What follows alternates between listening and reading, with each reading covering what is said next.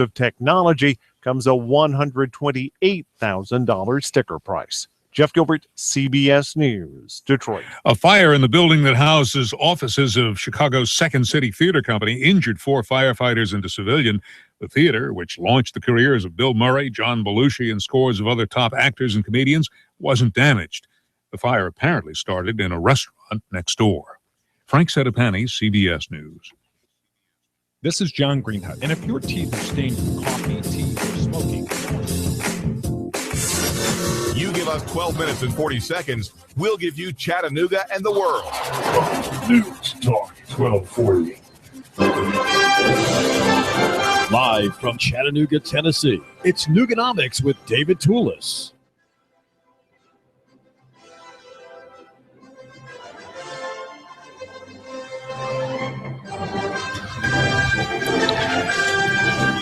I think today we take advantage of easy outlets rather than solving our problems in local economy and in our families and among our friends. We think that there's a way of escape. And it seems that Vester Lee Flanagan, the gunman, was one of those who had the easy out.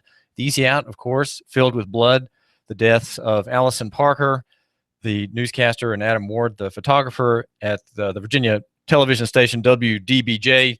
The cost of his outburst. His outburst motivated by a sense of grievance that he, being a homosexual, he being a black, was constantly being offended. He was laughed at. He was not respected. People's comments slighted him, and the only way to really make a statement, to make a stand, was to kill innocent people. He had been fired several times. He issued groundless complaints administratively within the off chains of command in his various employers, and he wanted to go out, blaze of glory. His murder of 2 innocent people and his injury of a 3rd person, the woman being interviewed by Allison Parker, recorded by him by his own webcam. The material then posted as he was on his smartphone traveling to get away. He was a man of resentment, and he was a man aggrieved. Now, we would say that we here at AM 1240 Hot News Talk Radio, we have grievances too. We have things about which we complain in the world at large. Some of them offend us personally. We could say, I know you, my listener, are offended personally by things. For example, the minuscule amount of interest you are paid by your bank when you put money on deposit in a CD or in your checking account. You're aggrieved by that.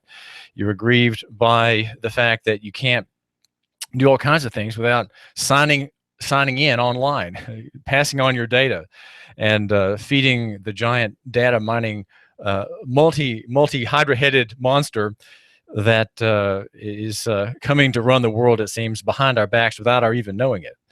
And yet you, my listener, are doing what Vester Lee Flanagan did not do, or apparently would not do, and that is say, well, these are things I can't solve.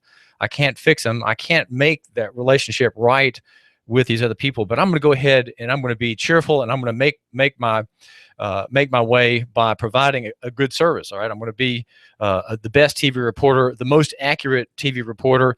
I'm not going to wear an Obama button on my lapel when I go and interview someone. I'm going to be objective. I'm going to be the man in that line of work who is known for fair questions, and yet who's known for hard questions. Right, the good journalist, the one who provides the real public service, is the one who asks the questions that are really hard. And I really have the belief that often the man in the press, or the woman in the press, if it happens to be a female, is providing the service by asking the best question. And very often, someone who thinks about the story that he's writing on asks a good question, and the question really is better than the answer. And quoting people accurately, that's another thing that a good journalist will do. A good journalist will always quote someone accurately and will make an effort to present a partisan's view, a partisan's perspective, in its most honorable and most accurate and most favorable light. In other words, you're quoting a debate or a conflict, and you, the journalist, are extending a kind of grace. I would say this grace actually comes from Christianity. And a fair journalist is a Christian, even though he may not be a practicing Christian. He may not know much about the Lord Jesus Christ and his sacrifice for sinners, but still he is someone who is extending a kind of grace. And that is showing both sides at their best. Now, often we find in the modern press that it doesn't happen that way.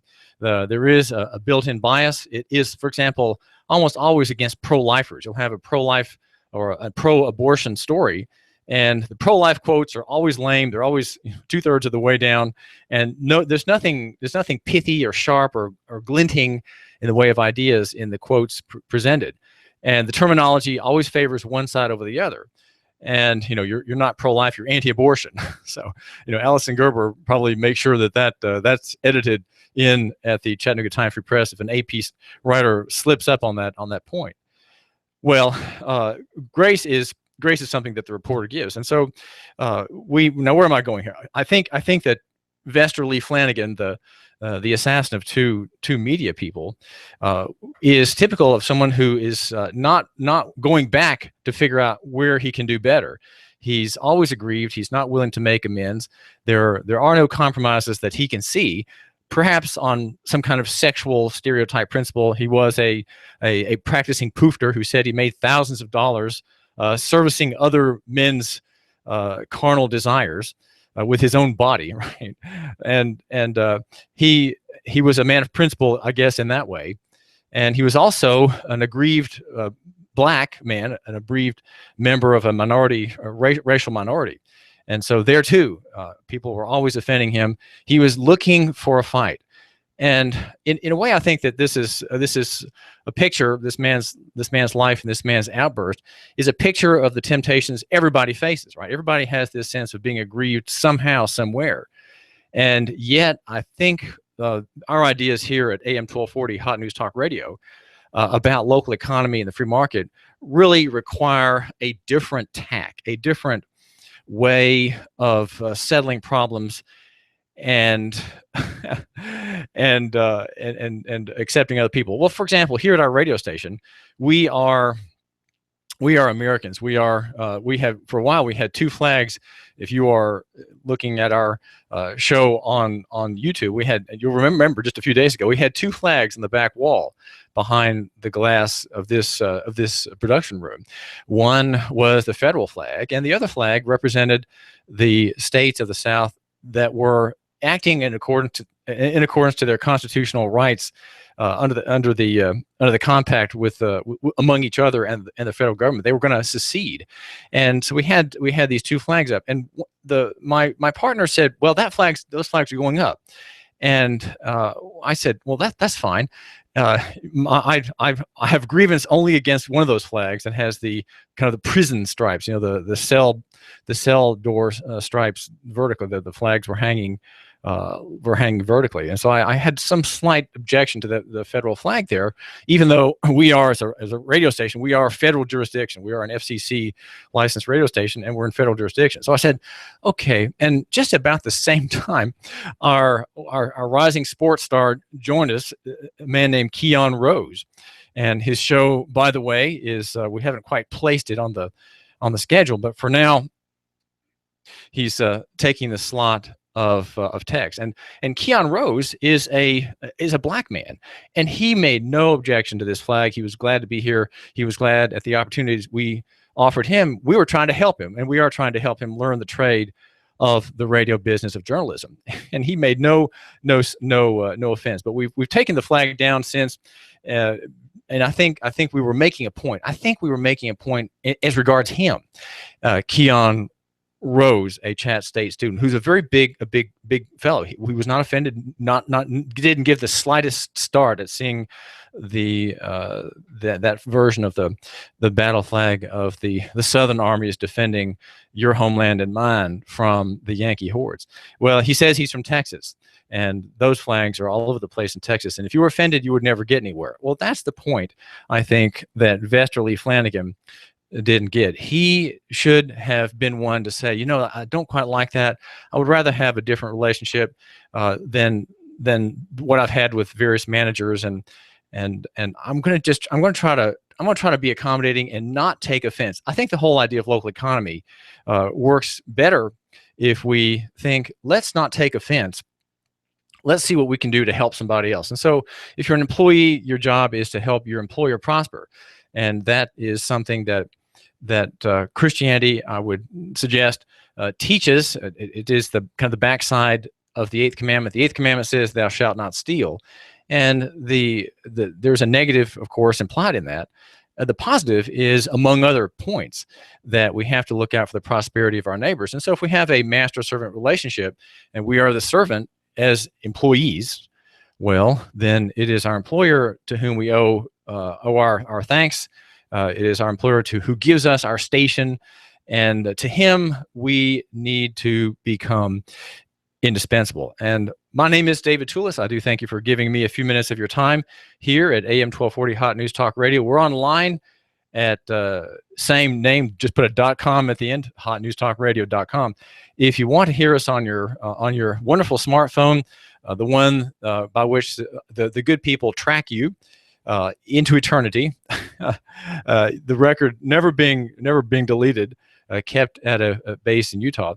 Well, you can hear us by typing in Hot News Talk 40, but you do that on an app. The app is the TuneInRadio.com app. It's free, and there we are. And of course, our YouTube channel is Hot News Talk Radio, and we are, in the end, not just a radio station. We are a content delivery platform. I know that sounds horribly vague and really kind of boring, but with the day's interpenetration of all the media types, newspapers, radio stations, TV stations, bloggers, everyone's doing everybody else's job. We're all competing to have your attention, your time, and your energy. I'm a writer, and I am the editor of Nooganomics.com. That's Nooganomics.com here in Chattanooga. And my post this morning, written yesterday after the show about the death of Tom Abels, the man on the tractor, who a very well-known figure in Saudi Daisy. He rolled over on a hill. The tractor crushed the life out of him. There is a photograph from TV9 that shows the wheels of the tractor in the air. There's a police officer standing not too far from it, looking down. This is just another work day for him, looking at the dead man under the tractor. We can't see him, of course, and the piece begins with a quote from Stonewall Jackson on his deathbed. He said, "It will be infinite gain to be translated into heaven." And so I'm asking the question about death, and sometimes a story of a death brings, I think, merits thinking about the next life, and how Tom Abels, the man who died in the news reports yesterday, has a story that continues. I don't mean simply the obituary. Okay, that there is a story there. There's a way you pay the Chattanooga Times Free Press to run any obituary past 50 words. The first 50 words are free. That really gives you nothing at all to say, and so you could say there's more news after the death. And if it's a great person, of course, the funeral is covered. There may be a parade, as there were people lining the streets for the funeral of two of the passing Marines who were killed by the faithful Muslim Muhammad Abdulaziz. Death is, of course, sometimes noted in passing, but there is something that goes beyond that. And what happens is, as I just barely touch on that question, at death, one is translated, and that is a word that Stonewall Jackson, a devout Christian, used. He was dying of pneumonia, and he probably died of a blood clot there after his wounds after Chancellorsville. His wife was at his side in tears, of course, and they talked about his imminent death. That day, he was expected to perish, and his soul was going to be translated. And as the Christian conception of it is, as it's taught in the scriptures, the man who dies immediately goes outside of time, and he goes to God. And there he is. If he is one of God's men, his works are judged, and he is ushered immediately into the throne room of God. And if he is if he is a stranger and an alien to God, he is judged also there as an alien and a stranger, one who was not given grace to believe and who refused to believe, was glad he didn't believe, and who suffer eternal torment. But again, it's outside of time. It's not that those torments and those joys on the other side of that line are eternal. In other words, they're not measured chronologically by hours and days. Now, if you, my listener, are interested in measuring and counting, we do have back here on the earth in time, in the creation of time, we do have a man who does do some counting. The numbers guy, Eric Pelton, E.J. Pelton Company. Eric is an accountant, CPA, and helps people keep more of what they've earned by getting their numbers right and dealing with the needs of cash flow, the needs sometimes of government entities that make claims of various kinds upon the wealth of the wealth of the common, right? The Commonwealth. You can call Eric Pelton at 622-3156. That's Eric Pelton, 622-3156. He has an office here in our city of record, Saudi Daisy, and there's the other one on Brainerd Road. Also, want to let you know that we're sponsored by Superior Air Systems, the outfit with the bright orange vans going around making sure that in summer you're cool, and in winter, if you don't have a fireplace, that you are warm. Call 886-6602. That's 886-6602. Superior Air Systems. My name is David Tulis, and our show is the number 4 program here at AM 1240. The number 1 show is that of the kid, our news director, Russell, the man who never set foot in a classroom and yet has the most prescient, cogent, free market analysis you're going to find anywhere, and a very cheerful and bright and positive perspective. You know, our idea here, and especially mine, that of David Tulis, your editor, and your host here, is that we understand the grievances that we could have, but we're going to work around them. We're going to have a cheerful and positive work that is not blithe, right? It's not careless about the world around us, but our goal is to prosper here in this place, in the geography of the land, where the river flows through, the mountains are on either side, there are trees everywhere, roads, buildings, structures, and there is human civilization. And we want to prosper here together in Chattanooga, and we want to see how the ideas of Noogacentrism, which I'm trying to develop. You know, the Noogacentrism is my coinage, but you know, you can use it too. It's not trademarked. You can do with it what you want. Our theory is lococentric. In other words, the center is the locale. Our center is the place, is not ideological, as say feminism is or environmentalism, where you create a kind of a false god, and everything in society, all of life, all relationships are converted into the paradigm of that one idea. Okay, that one idiocentric or idiotic perhaps conception. Now, for example, the man who died, who killed himself, Vester Lee Flanagan, was a homosexual. So his grievance was against God himself, of course, but it was also against marriage. It was against stability. It was against right relationship between man and woman. He was against all those things. They were all evil. And the fact that he was black, living in a society that was not majority black, gave him this grave discontent, and he never found the grace to live with it. He never found the grace to say, well, you know, I may be discriminated against somewhat, but I'm going to overcome that, and I'm not going to let people's resentments and people's differences with me block me and prevent me from being the brightest and the best journalist and writer and office coworker. I'm going to be angry, and that's why he didn't have any mercy. He was merciless, and he wanted the whole world to know that he was merciless. It was his strength. It was his power. And local economy as an idea it's really about a kind of weakness. In fact, I'd say Christianity, in its own wondrous way, is about weakness. And the weakness, of course, is that of the Savior, who let his enemies put him on a cross and abuse him, and he had no defenders. Not even his disciples were there with him when he was dragged away for trial. He was abandoned by all. And so he is a picture of the great power of Christianity, which is to say it wins by weakness rather than winning by the barrel.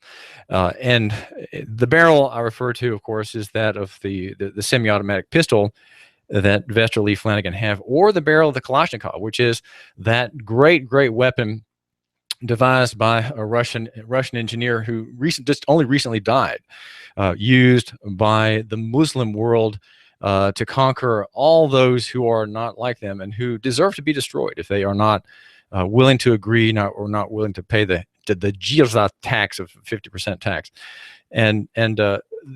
So you have there is a conflict. It's taking place even here in Chattanooga. We had the murder, the assassination of 5 American soldiers by a Muslim activist, a faithful Muslim who was not radical at all. He was not a radical. He was doing what his religion taught, what his the political ideals of his system taught. Now we want to make a vote, right? The vote is for the weak. The vote is for the soft. The vote is for the human.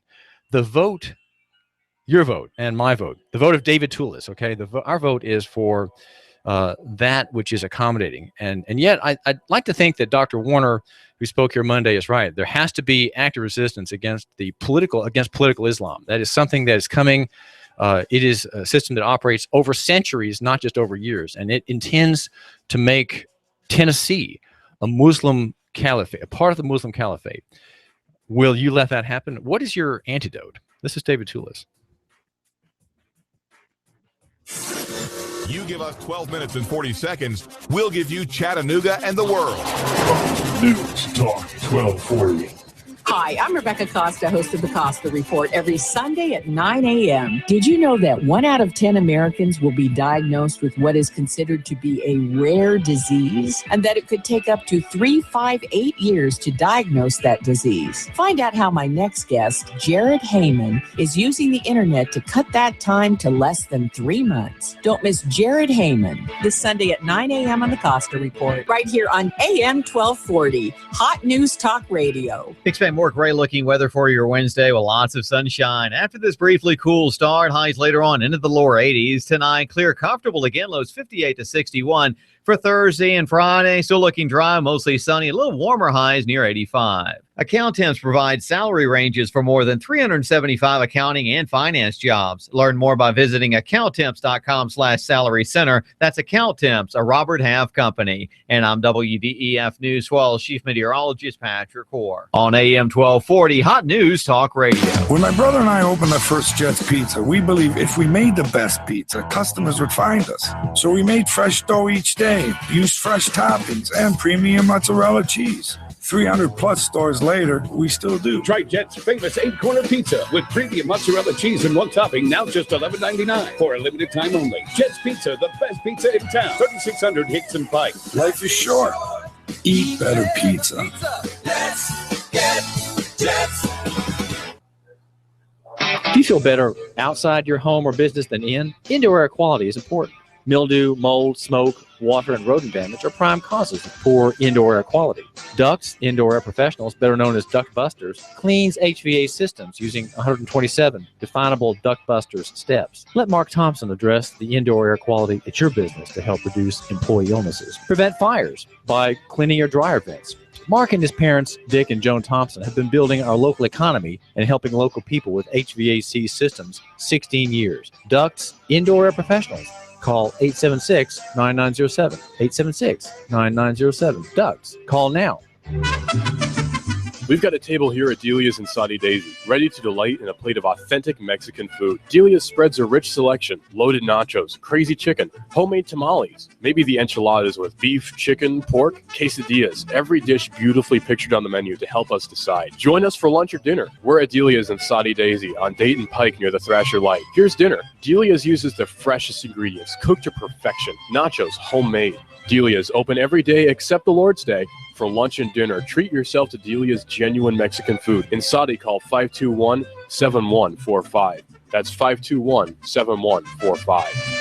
Here comes Dale Earnhardt Jr. He's got third. He's going for second. Earnhardt going for the lead. For NASCAR Sprint Cup Series is on the Motor Racing Network. Fox News Talk 1240. Hear it live on the Motor Racing Network, the voice of NASCAR. Check it out live on Chattanooga's official NASCAR radio station. Fox News Talk 1240. This is America Now with Meghan McCain. Al Gore running is crazy. You're flying around in your private jet all over the world, and you want average Americans to care about the environment. Don't you think you should be doing your part as well? Meghan McCain, weekdays at 7 p.m. You give us 12 minutes and 40 seconds, we'll give you Chattanooga and the world. Fox News Radio, I'm Pat O'Neill. One day after the shooting deaths of journalists Allison Parker and Adam Ward, their Virginia TV station remembers. We want to pause and reflect, and we want to share with you once again what made these two so special, not just to us, but to all of our hometowns that WDBJ7 serves. Please join us now in a moment of silence. Suspect Vester Flanagan, a former reporter, killed himself. A police officer shot and killed in Sunset, Louisiana, after he responded to a call from a home where 3 women were stabbed, one fatally. Neighbor Brian Williams. I'm born and raised here. And for something to happen so major like this, it's really shocking, I know all of those people, from the victims, even down to the suspect. Police got the suspect after he had barricaded himself in a convenience store. The economy grew by an estimated 3.7% in the spring quarter, a strong rebound from the first quarter when growth was hampered by the harsh winter. Fox News, we report, you decide.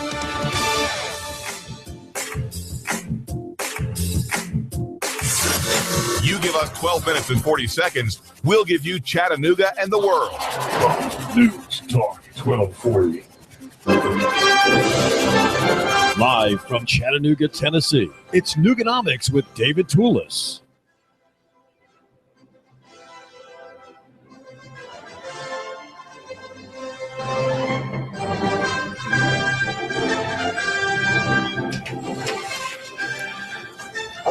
A few people will be gathering September the 2nd, a Wednesday at noon, in front of the Solomon U.S. District Court building, the federal building downtown in Chattanooga. The effort will be, it's hoped by the organizers of this march that there'll be at least 12 people, at least a dozen people who will show up and show support for Lieutenant Commander Tim White, the man who was the ICO, the installation commanding officer at the time on July 16, in which the Muslim martyr came and gunned down as many American soldiers as he could, as many American Marines and sailors as he could there along Amnicola Highway. Tim White had a weapon on his, very near him, maybe in his briefcase, maybe in a magnetic box under his desk, if we don't have details on that, and fired at this man several times. And we don't know either whether any of his bullets injured or maybe even led to the imminent death of Mr. Abdulaziz. He's called a terrorist, but he's not a terrorist at all. It is a mistake to call this a terrorist incident, even though everyone is doing it. I think they're not reflecting on what it was he did. He was not a terrorist. He did not attack innocent civilians. He attacked partisans in a military conflict. The American military is deeply involved in war in the Mideast, taking sides with all kinds of radical groups, pitting one radical group against the other, trying to overthrow governments, that of Syria, for example, as it has overthrown the Libyan government, the Iraqi government, and is trying to cause trouble in Iran as well. So that country, that nation's military service includes the Marines, the U.S. Navy, and the Marines. And Abdulaziz, Muhammad is his first name, was trying to strike out against them. He is a non-state actor, or was a non-state actor, attacking in a paramilitary fashion soft targets of the military enemy of his people as he sees it, and of his ideology. His ideology is a political totalitarian system, which is called Islam. I think it's more accurate to call it Mohammedanism, following the precepts of Muhammad, the military man, the businessman, the religious leader of finally millions of people who were persuaded by his use of power and force to become a great soul in the seventh century, winning by jihad, winning by taking over peoples, destroying whole enclaves of Christians, Jews, and others at that time. So the event is September the 2nd. Downtown in front of the Solomon Building, and it's for Lieutenant Commander Tim White. You'll find out more about it on a Facebook page, which is Chattanoogans for Justice. Chattanoogans for Justice. One of the people behind it is a mom of two young daughters, Chrissy Essex. My name is David Tulis, and I do thank you for joining me here. We are the station that covers local economy and the free market. Our show is sponsored by Nooganomics.com, the website of which I'm the editor. Nooganomics.com, a partisan media outlet, very partisan, very hands-on, and we go into the details. Sometimes we get into legal nitty-gritty, but always with an interest of where does liberty reside in this question.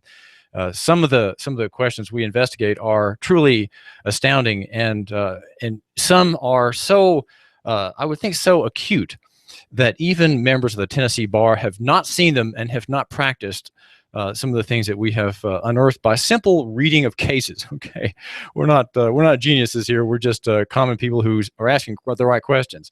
If you want to have lunch today, make sure you go to Delia's, or dinner. Delia's Authentic Mexican Restaurant in South Saudi Daisy, run by Maria Hernandez. Her restaurant is on Dayton Pike near the Thrasher Light. And the special today is the taco platter, number 28 on the menu. It's $1 off. It's only $4.99. Ask for that. Or maybe you want to have a homemade tamale or enchilada with beef, chicken, or pork, other things. The special, though, is the taco platter. Mention my name, David Tulis, if you can remember it, or just mention that you heard about Delia's on the radio station, and that way I get some good credit, right, with Maria, who's a very sharp businesswoman and wants to make sure her advertising dollars are well placed with me, your host here at AM 1240 Hot News Talk Radio. We're online. This is the number 4 show. The number 1 show is that of Russell, our news director. We call him the kid, the young man who has never set foot in a class, and we're saying, when are you going to start school? When are you going to start school? But this station is his associate's degree. We're going to give him an associate's degree in radio journalism. And he's our man. The number 2 show, probably Sean Hannity. We are the Sean Hannity station. Daybreak USA is early morning. After me is Eric Judd, live and local, and then Digital Drive with Russell. And then Sean is in the afternoon with Laura Ingraham, our other national star, both great neoconservatives, and make the case for American exceptionalism. If you believe in American exceptionalism, you will greatly profit from these two writers. I'm glad that you're giving us a couple of minutes of your time. There are things in the kind of the news desk, if you will. One story that is, I think TV9 talks about confusion as several schools yesterday went on lockout. That was Wednesday morning, kind of confusion about what was happening outside the doors, and not lockout, but lockdown. And the enrollment, according to Chattanooga.com, reporting the numbers from the county, enrollment numbers in the factory school in Helena County are up 579 students. According to Rick Smith, the 10th day enrollment stands at 43,320 people. So we're asking ourselves, why are people signing up for this free service? Why would you want to have something for free if you're coerced by the mechanism of property taxation to pay for it, and the mechanism of transaction taxes, or they're also called sales taxes, which reach nearly 10%? Do you not realize that that vendor cannot do business unless he becomes a kind of a very slightly paid tax collector for the state? The system is up and running every year, and it is, you might say, the legacy system, which we still have with us, and many hundreds of families are involved among those 43,320 students who believe that their children will be equipped to face the future if they attend the county public school. Ottawa High School had the biggest gain among high schools, increasing by 166 students. Get this, there are 1,570 students in that one high school. Is it not too large? Well, I think it might be too large. Donald Trump is of course running for the federal nomination for president, but he has, according to Ilyas Somin, writing a brief column in the Washington Post, he has a real favor for eminent domain. Eminent domain is what the rich use to dispossess the poor of their shabby residences in rundown parts of town that, in the view of the rich man who's a developer, need to be revived with a multi-million-dollar hotel retail complex with some residential vertically integrated dwellings and bring in millions of dollars in tax revenue and the like. So Donald Trump, according to Ilyas Somin, the lawyer, he's a libertarian attorney, as a law professor at George Mason University, and does a lot of writing about property law and constitutional law. And he's the author of a book called The Grasping Hand, Kelo versus City of New London and the Limits of Eminent Domain. And the story points out that sometime before the Kelo case, Trump sued to have land given to him. The story says that Trump has been consistent over time in his view on eminent domain. Of course, eminent domain is the taking of land by law to serve some ostensible public purpose. When the Supreme Court narrowly upheld economic development takings that transfer property to private parties in the 2005 Kelo case, the ruling was widely denounced by both left and right, but Trump defended it, stating, and here's the quote, "I happen to agree with it 100%. If you have a person living in an area that's not even necessarily a good area, and government wants to build a tremendous economic development where a lot of people, all right, got that, a lot of people are going to be put to work and create thousands upon thousands of jobs and beautification and lots of other things," right, he's just stacking it up here.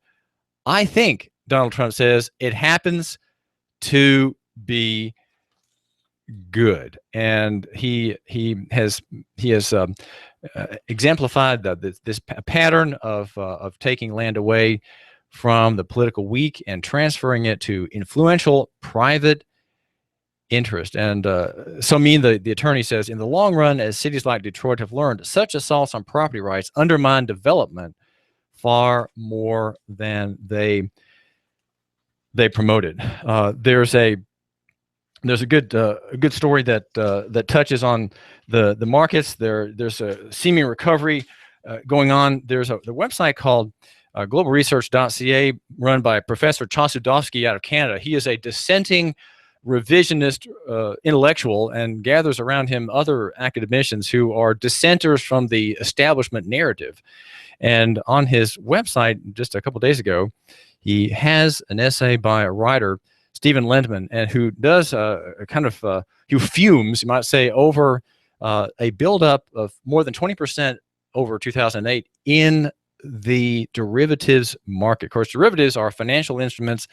They are guarantees, they're bets, they are hedgings on markets that will go up or down, or assets, financial abstract assets that will go up and down in value in those markets. And okay, so you're waiting for the number, right? What is the total of derivatives? Well, it's 20% more than in 2008, Lendman says, beyond what anyone can conceive, let alone control, if unexpected turmoil strikes. And the amount is 1.5 quadrillion.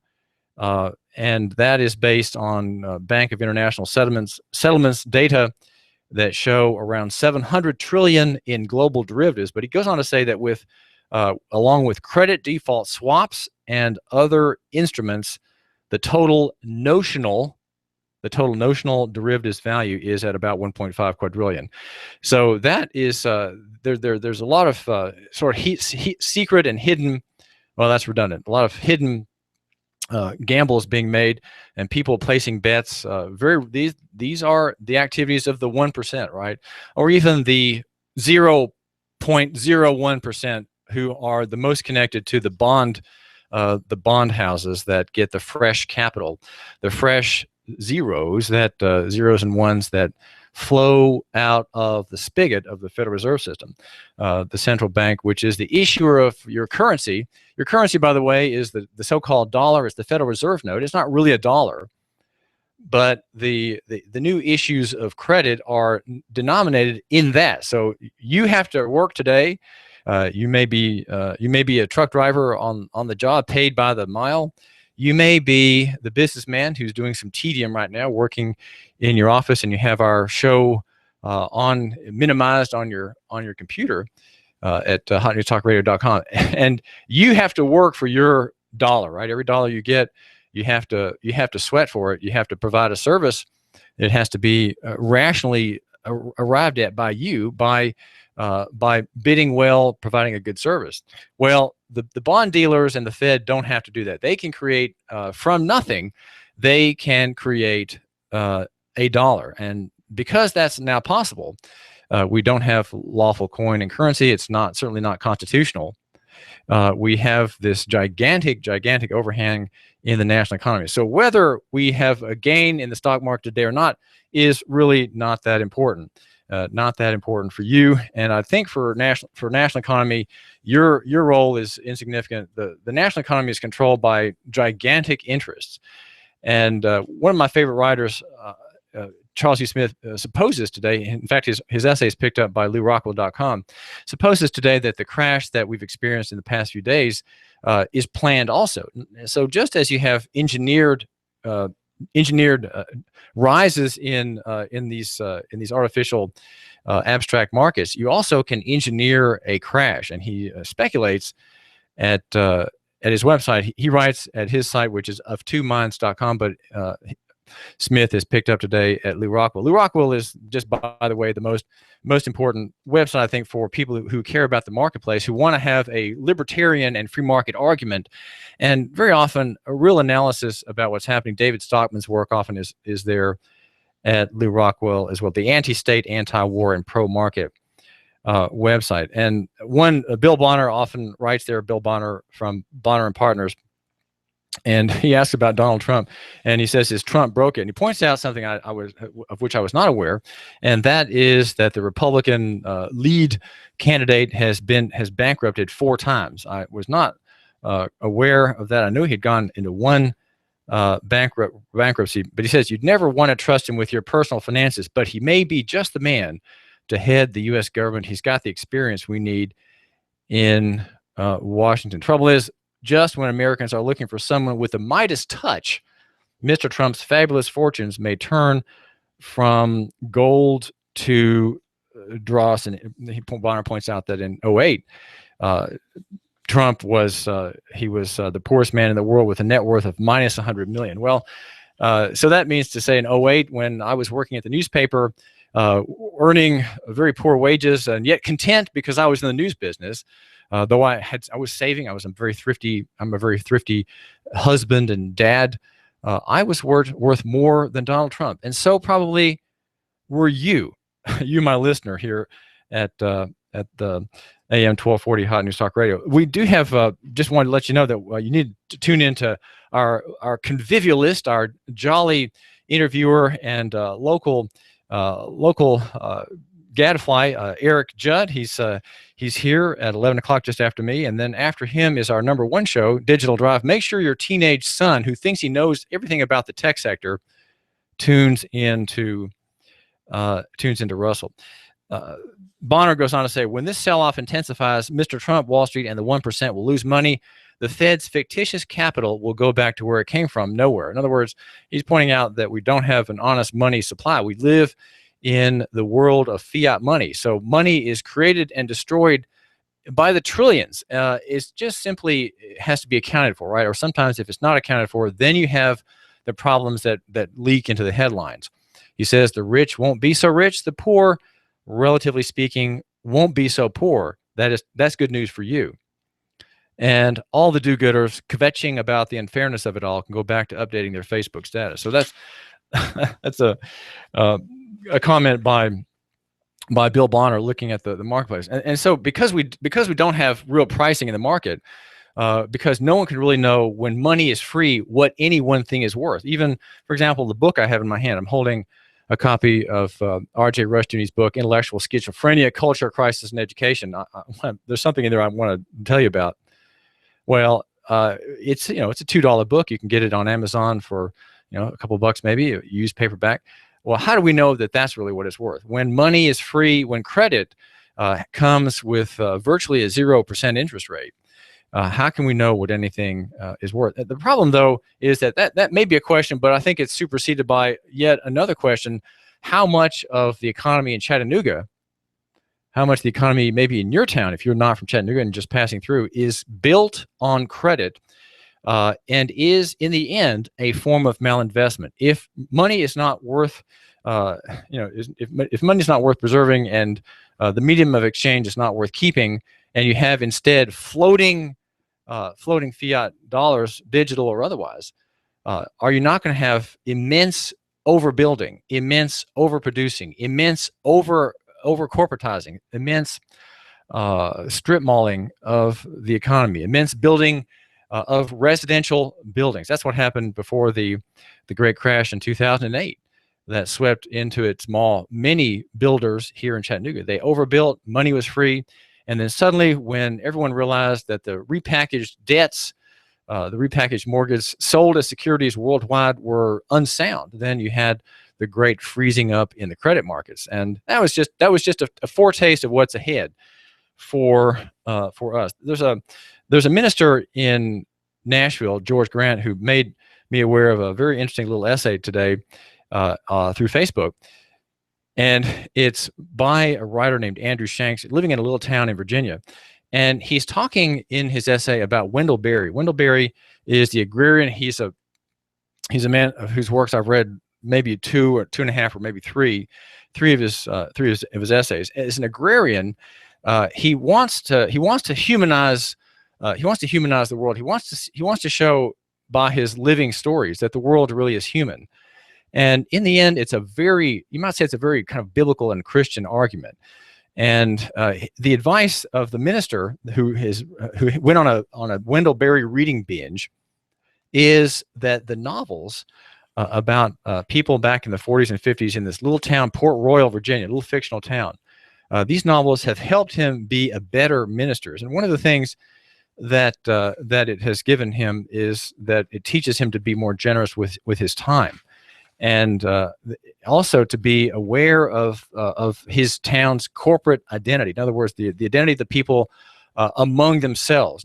You're not dealing just with individuals. You're dealing with people who are all connected, and they're all connected because they live They live in the same place. There is a kind of geocentric reality that I think people forget. Not just this minister, but I have forgotten it. I know I have. I am a cosmopolite. I'm a man of foreign extraction, you could say, and I'm a native of Chattanooga. But on the other hand, I have the broad world in view. And G.K. Chesterton, C.S. Lewis, and here Wendell Berry, who survives them. Wendell Berry is still alive and writing. They all are saying, well, being a cosmopolite has disadvantages. It has very disadvantages. And I think for me, as a free market defender, there are built-in disadvantages that I have as well, that come with viewing, as I do, the marketplace in the abstract. As I like to talk about the marketplace as being all the players in local economy doing their own decisions. And so in positing the invisible hand of Adam Smith, I am defending you, my listener, in your business. And I'm saying there should not be a visible hand telling you what to do, telling you how to invest, how to save, where to do things, and constantly draining you for taxation. I want to have there to be really a real market, a free market. And that is, of course, what Christianity brings. Christianity brings freedom, because Christianity is all about freedom from sin. In Christ, that's the argument, right? There can be then freedom to serve other people, and a desire to serve other people. In other words, there is a reduction of the things that add a cost to the economy, and that would be resentment, jealousy, class envy, or in the case of Vester Lee Flanagan, a kind of a penis envy. Maybe he was a homosexual.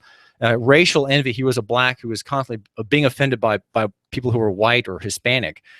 And that kind of market, that the jealousy market doesn't work. And Christianity brings this freer market. And so this minister reading Wendell Berry says that his books are teaching him to be more appreciative of rural culture.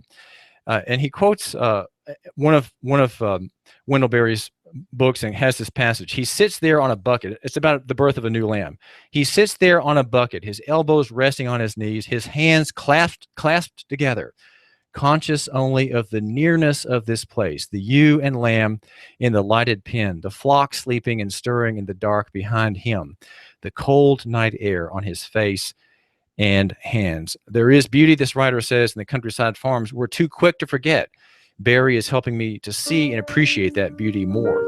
And the other thing is that Berry is teaching this minister in Virginia, a little town, to be more generous with his time. And that's something that we really need to think about. That, and that's a failing I have. That is a failing I have. And I'm David Tulis, your host here. We're gonna hear now about a businessman in Chattanooga who is doing something that's very local economy.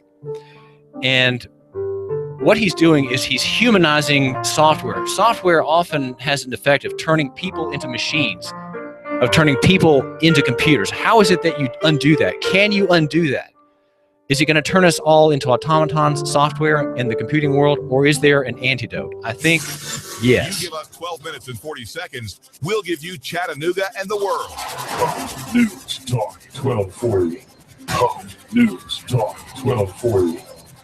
Are you tired of working in corporate America, or have you recently lost your job and would like to consider owning your own business? If you are, please call me, as I can help you look at franchises or business opportunities that fit you, the economy that we're in, and the type of businesses that are right in the greater Chattanooga area. After I help my clients find the right opportunity, I also help them find the best way to finance the business, including paying yourself through the startup phase. If you would like to learn more about opportunities that may be right for you, please call me for a free assessment. My name is Bruce Krebs at the Entrepreneur Source. Phone number is 423-875-5621. Sky Aerial Services uses advanced drone technology to give you a better perspective and depth of your property and project. We offer aerial photography and video for your business, farm, home, or advertising campaigns, as well as editing services to complete the experience. Call us at 423-521-0284 and see how we can help you tell your story about your business, property, or project. We work with real estate professionals, both commercial and residential, developers, engineer inspectors, surveyors, ad agencies, auto and boat dealers, mapping services, insurance inspectors, corporate marketing, charity events, weddings, and photographers. Our consultation is free. Call 423-521-0284. That's 423-521-0284, or visit our website, skyaerialservices.com. Sky Aerial Services. The sky is our limit. Here you are, working to keep your customers happy and to manage your cash flow. IRS problems are the last thing you need, but here they are, flapping about you like vultures. Get help from Eric Pelton and his team of accountants at E.J. Pelton Company. Audits, letters, proposed return changes, 1099s, penalty threats. Pelton Tax Resolution Services brings peace of mind and helps you keep more of what you've earned. EJPelton.com. Offices on Brainerd Road and in Soddy Daisy, just north of the Bilo. That's E.J. Pelton. Call 622-3156. Think ahead, 622-3156. This is America Now with Meghan McCain. Al Gore running is crazy. You're flying around in your private jet all over the world, and you want average Americans to care about the environment. Don't you think you should be doing your part as well? Meghan McCain, weekdays at 7 p.m. You give us 12 minutes and 40 seconds, we'll give you Chattanooga and the world. News Talk 1240. If the South would have won, we'd have had it made. I'd probably run for president of the southern states. The day Elvis passed away would be our national holiday. If the South would have won, we'd have had it made. NASCAR, Laura Ingraham, David Tulis, Coast to Coast AM, and CBS Radio News. Chattanooga's news, talk, and sports leader. News Talk 1240.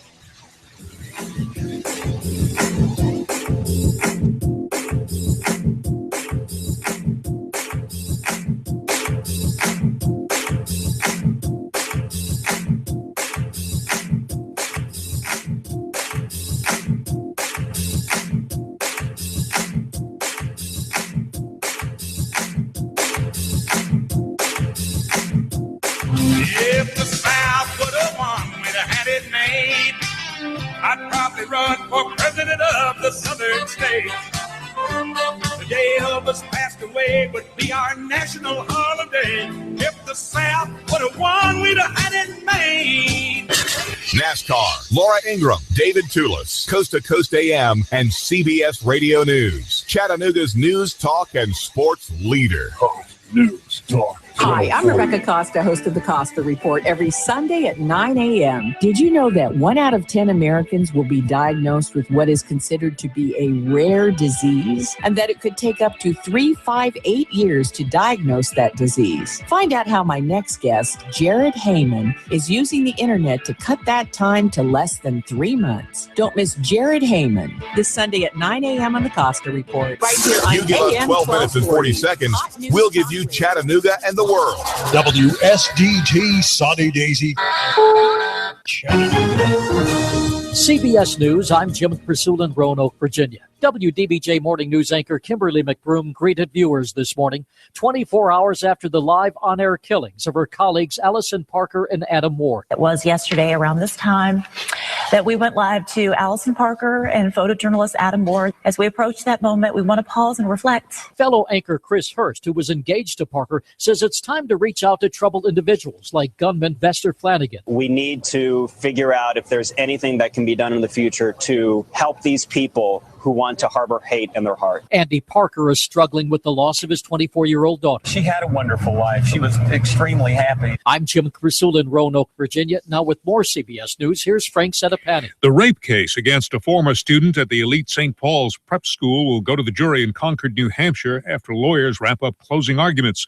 CBS's Anna Werner tells us Owen Labrie took the stand to deny assaulting an underage girl. The prep school graduate told the jury he and the 15-year-old had come very close to having intercourse, but stopped. His lawyer, Jay Carney, asked why he later told his friends that he did. I guess I wanted to look good, and I wanted everyone to think that it had gone great. Labrie also testified he thought the girl had had a great time. The 16-year-old ran from the courtroom in tears during his testimony. The stock market rally that began yesterday is still going strong.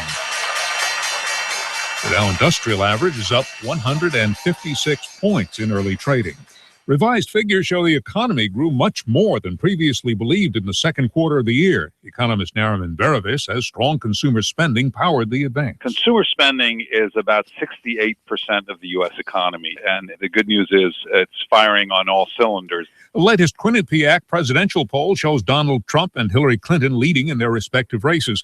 New Jersey Governor Chris Christie is way back in the pack and tried to change the subject on CBS this morning. These polls don't mean anything right now. What matters is what matters to the American people. They're frustrated by a president who has permitted lawlessness in this country, and now they have the leading Democratic candidate who believes the law doesn't apply to her. Fact is, she shouldn't be running for president at all. CBS's Barry Bagnato has the latest about breast cancer. In a small pilot study, a DNA-detecting blood test accurately predicted breast cancer recurrences in 12 out of 15 patients who survived early-stage tumors, an average of 8 months before they occurred. We can see whether, after surgery, there is disease present in that patient. So potentially, preemptive treatments could be used, British Dr. Mitch Dowsett says. More extensive studies are needed before any useful test can be developed. In Tennessee, this morning, 2 men went to the Roane County Clerk's office for a marriage license. They were turned away despite a federal court order directing County Clerk Kim Davis to issue same-sex licenses. This is CBS News. Hi, folks. Alan Thicke here. For some time now, I've been offering tips about how to deal with the IRS if you've fallen behind on your taxes. Telling you to call Optima Tax Relief because they're the best trained, most trustworthy, blah, blah, and blah. But now the message is so familiar, you may not be listening. Oh, it's him again. Well, here's the important message. Call Optima Tax Relief. They can help you resolve your IRS issues. The government, can garnish your wages. They can levy your bank account, even take your home or business. To be fair, the IRS also has a new program called the Fresh Start Initiative to help you with that debt. So we've given you clever slogans. Don't mess with the IRS. They'd rather settle for less than bother you more. Now the clever thing for you to do is call Optima Tax Relief now for your free consultation. Call 800-956-6166. 800-956-6166. 800-956-6166. Some restrictions apply. For complete details, please visit OptimaTaxRelief.com.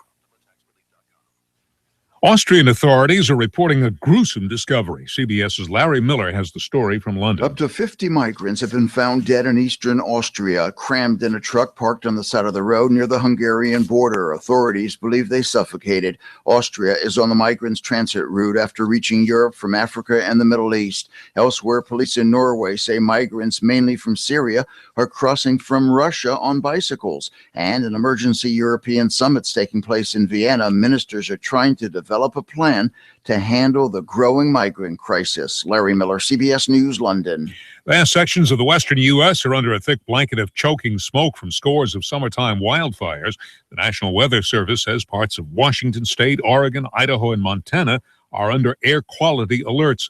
The smoke has made it too dangerous for helicopters and fixed-wing planes to fight the fires from the sky.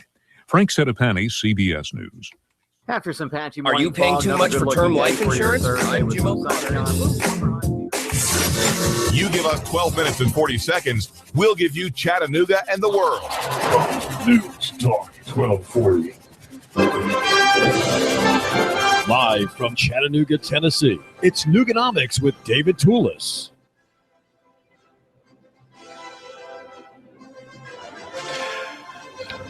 One of my very weak arguments that I like to repeat is that local economy is about weakness. It's a certain weakness. It's very inefficient. Local economy is personal. And I propose somewhat whimsically that we have personal economics. And part of that's using cash. Part of that, if you are in an enterprise, might be using software such as that devised by a local company, Skuid, which personalizes that vast system. Now, Salesforce, SAP, which is a German company, Oracle, and Microsoft all write gigantic software systems for enterprises. These are very large systems in which companies find their data, manage their data, and they're often extremely inhumane. They're in fact dehumanizing, according to our guest Ken McElrath, who is the founder of Skuid. That's S-K-U-I-D. It sounds just like the underwater animal, and his company Skuid is arranging by a subscription service to humanize these vast enterprise software systems. Ken is married. He's 54 years old. He and his wife Donna have 3 grown children. They all went to Covenant College here in Chattanooga. A couple of his children have such good relations with him as their dad that they work in the business and they call him by his first name. He's not Dad. At the Skuid office downtown. Ken, welcome to the show. Well, thank you for having me, David. Well, tell us about this effect of these enterprise software systems dehumanizing the user. How does that work? And how does Skuid, the Skuid software platform, change that? Sure. So imagine that you're maybe a millennial, right? You just graduated from high school or just graduated from college, and you walk into a big company here in town. And you're used to actually using your iPhone, and these apps on your iPhone are extremely user-friendly. They get you the exact information you want, exactly where you want it, when you want it, on the device that you want to look at it. And then this big company here in town that shall remain nameless sits you down in front of a computer screen and says, hey, look, this is what you're going to use every day to get your job done. And you're looking at a green screen with nothing but bitmap type. Okay, or maybe you're looking at an Oracle database, and all that Oracle database is showing you is a bunch of fields with a bunch of data that you may or may not understand. And your first question is, how do I get my job done? How do I find the data that I need to actually answer the questions these customers are asking me on the phone? And how do I do my job faster? How do I make this easier? And the bottom line is, after about a week of looking at these screens, these young people and even their parents who are also using these same systems are saying, why does it have to be so hard?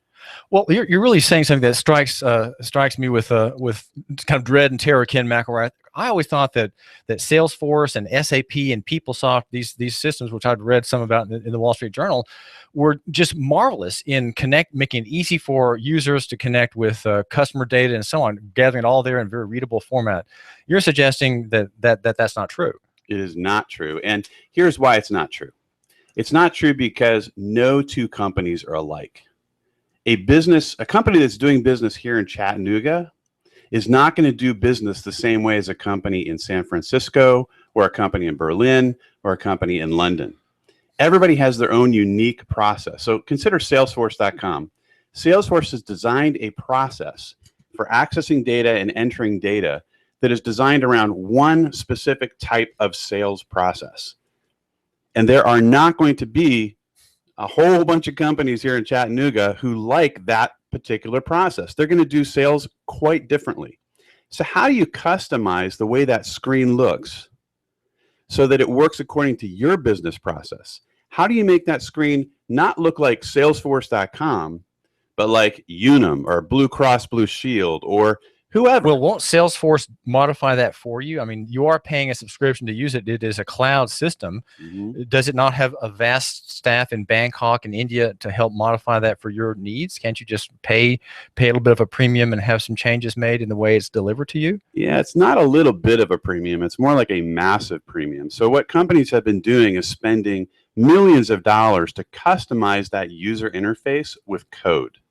And the problem is that as soon as you write a line of code, it's no longer scalable. Every time you want to change your business process, every time you want to change what data appears on that screen, you have to go back to that development team and say, hey, we need you to rewrite this. And the problem is that it's by the time you define exactly what you want that screen to look like, and you write the requirements and you get the coding made, the business has changed yet again. Okay, so what you just now said is, I guess, explaining the word scalable. What does scalable mean? If Salesforce, which is one of the systems you integrate with Skuid with, you can't modify it because it's not scalable. So that means, what does that mean exactly? I don't quite understand the implication of that statement. Yeah. So what I mean by scalable is it has to be agile. You have to be able to adapt that software in real time, immediately. So if a customer comes to you and says, this would be a lot more easy to use if you just moved this tab over here, or you just added a wizard step right here, and you can't make that change in hours or at the most days. If you have to wait 6 months to make that change, you just lost 6 months of productivity. And most of these companies have to wait 6 months because their backlog and their development teams is so huge that they just can't keep up. So for a company to become agile and be able to scale your business processes as fast as the needs of that business changes, you need something where you don't have to write a lot of code. And what Skuid is doing that's very unique is we're giving people the ability to be agile and adapt their software in very, very quickly without writing a single line of code.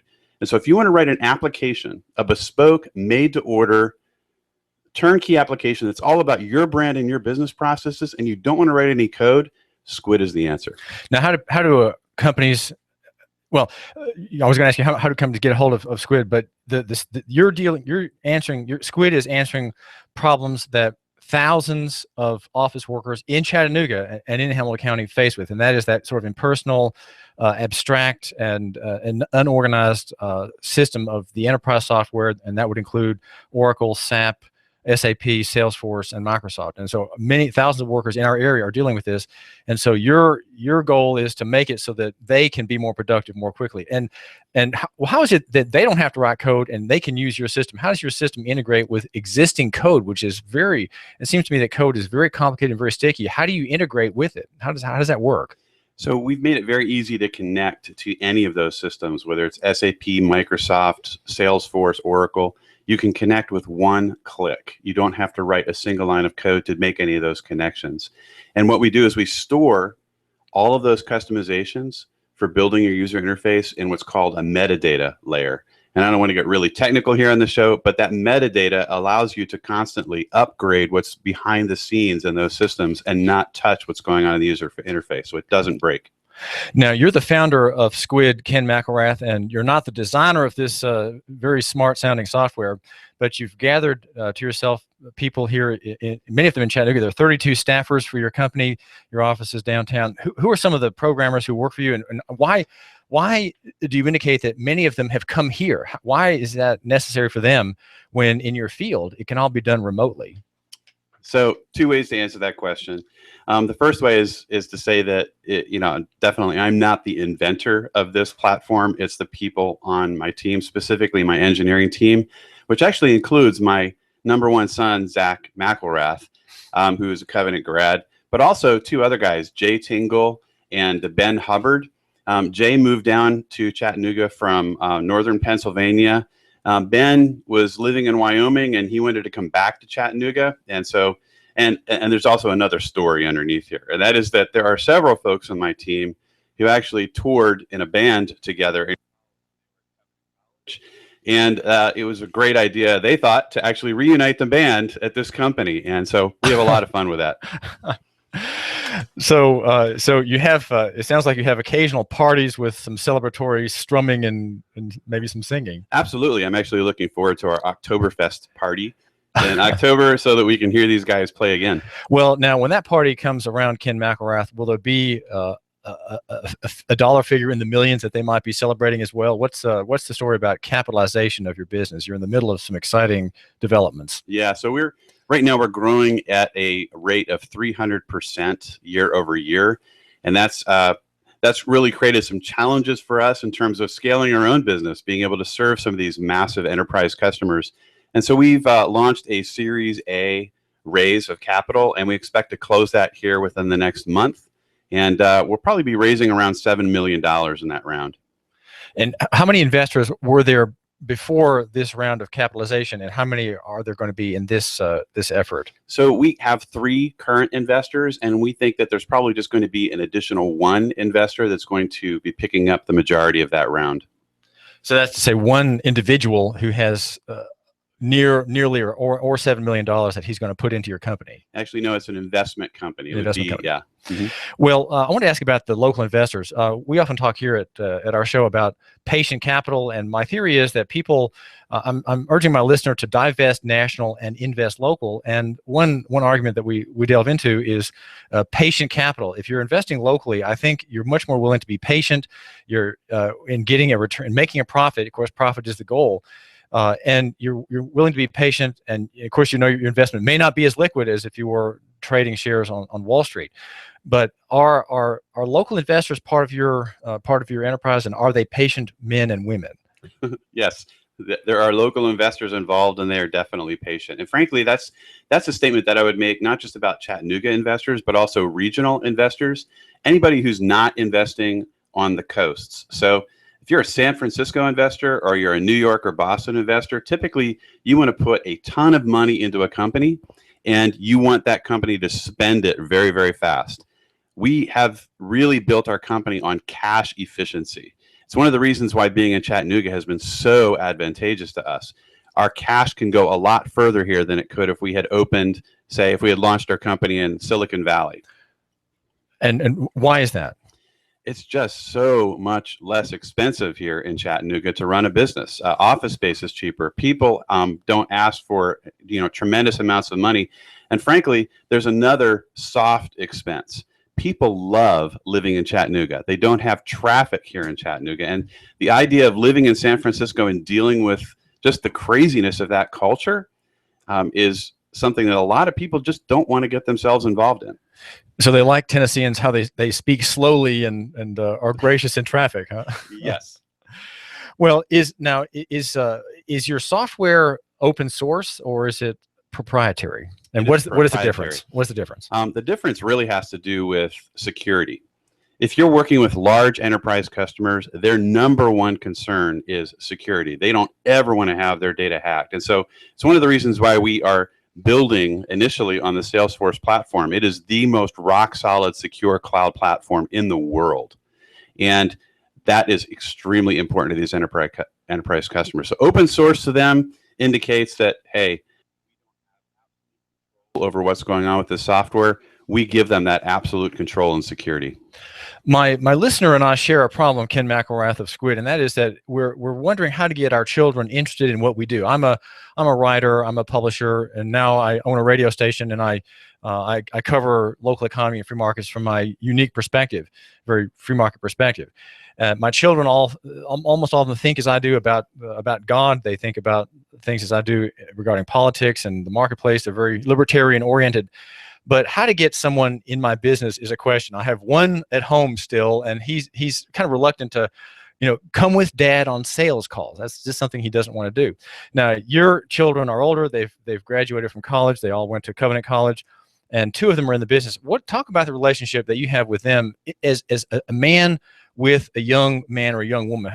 How do you get them to respect you and feel and have that sort of amity, respect, and regard that my listener wants to have with his children? And he and I are both thinking in our own cases that we're just not there. We're not doing something right. Right. So I think that for me, I don't think it's much of a secret, but it's important to fan the flames of your kids' gifts. So none of my children are the same. Every one of them is extremely unique, and none of my kids are actually like me. If I had tried to make my kids in my own image, it would have been a disaster, right? An absolute disaster. And so, I have one son who is just a genius at math and physics, and he loves writing computer programs. And that started at a very young age. And so my wife and I said, we need to just fan that flame and do as much as we can to encourage that gift. My daughter is very gifted in art and creativity. My number 2 son is actually at UGA right now. He's a doctoral candidate in entomology. He studies beetles, right? So they couldn't be more different.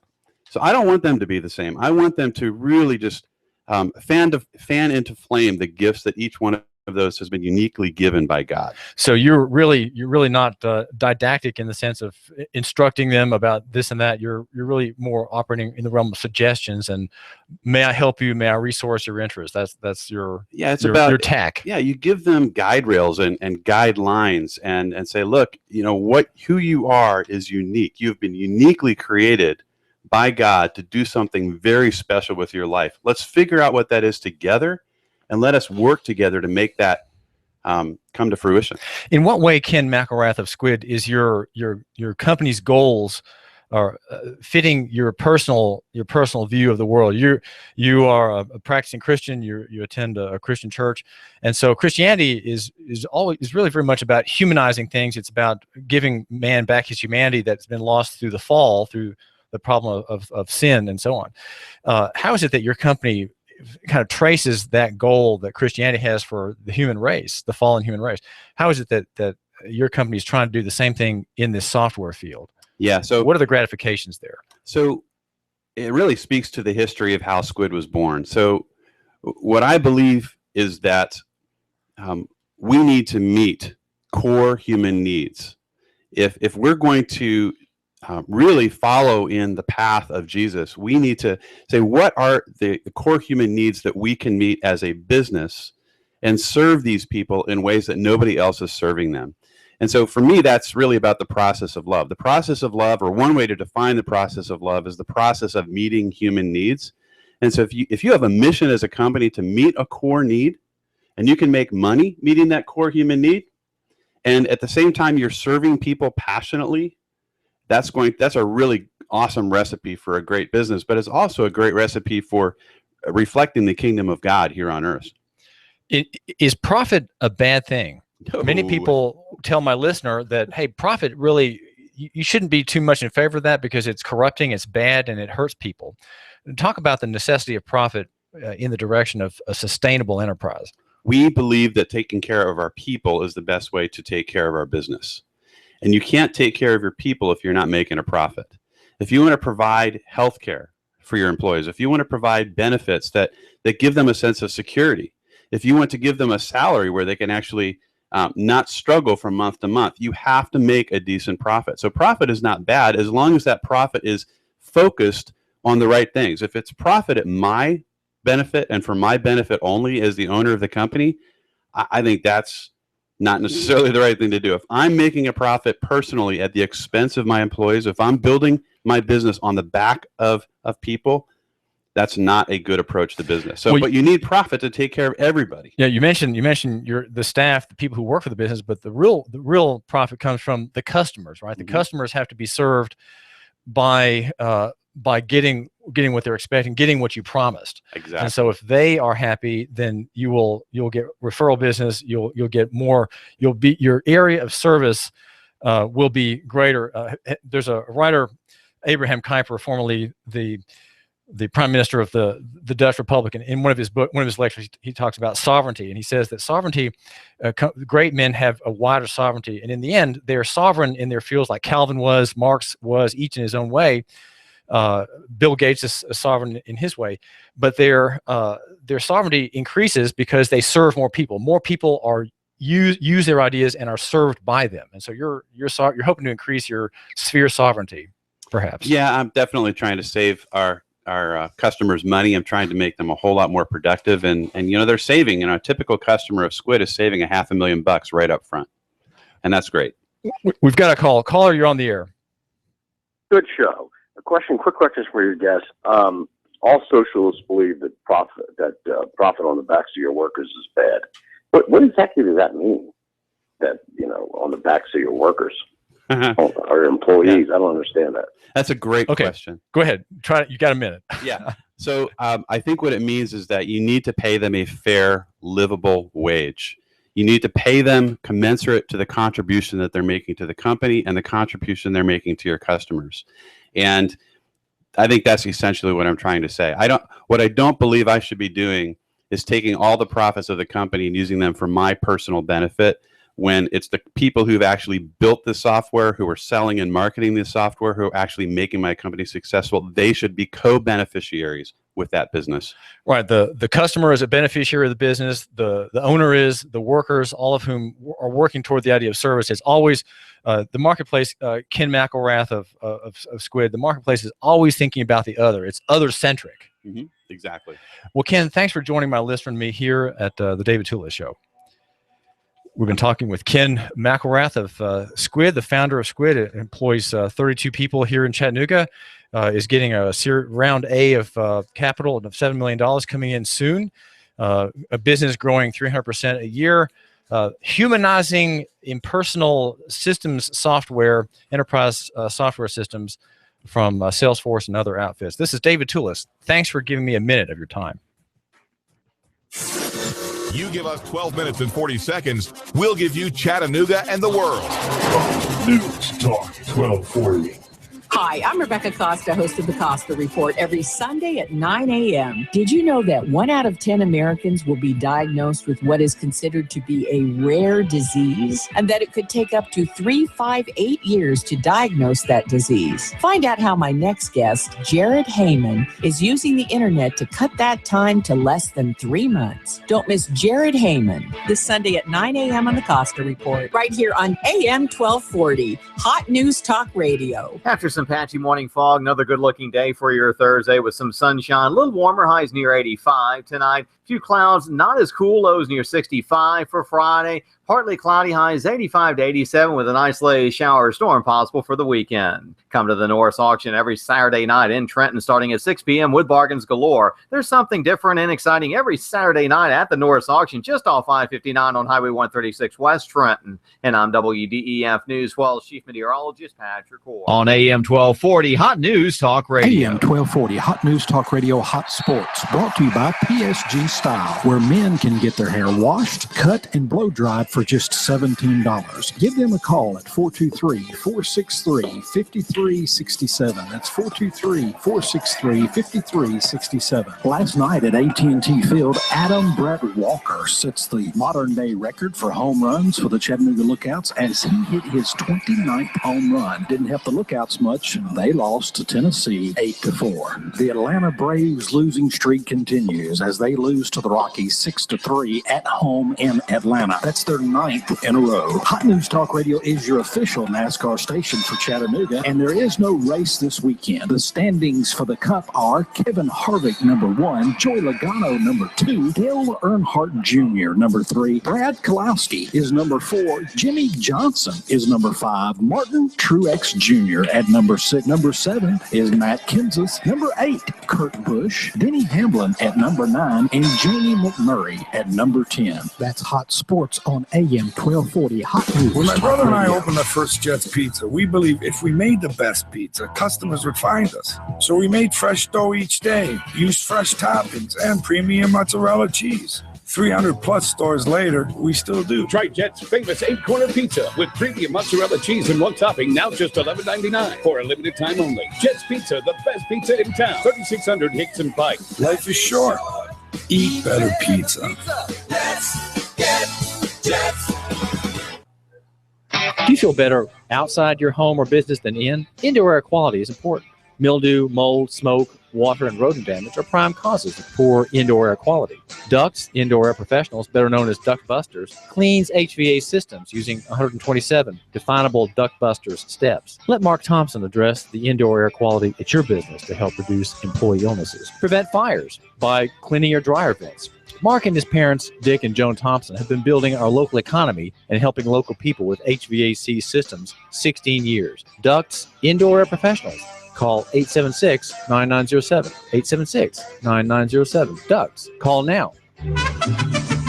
We've got a table here at Delia's in Saudi Daisy, ready to delight in a plate of authentic Mexican food. Delia's spreads a rich selection, loaded nachos, crazy chicken, homemade tamales, maybe the enchiladas with beef, chicken, pork, quesadillas. Every dish beautifully pictured on the menu to help us decide. Join us for lunch or dinner. We're at Delia's in Saudi Daisy on Dayton Pike near the Thrasher Light. Here's dinner. Delia's uses the freshest ingredients, cooked to perfection. Nachos, homemade. Delia's open every day except the Lord's Day. For lunch and dinner, treat yourself to Delia's genuine Mexican food. In Saudi, call 521-7145. That's 521-7145.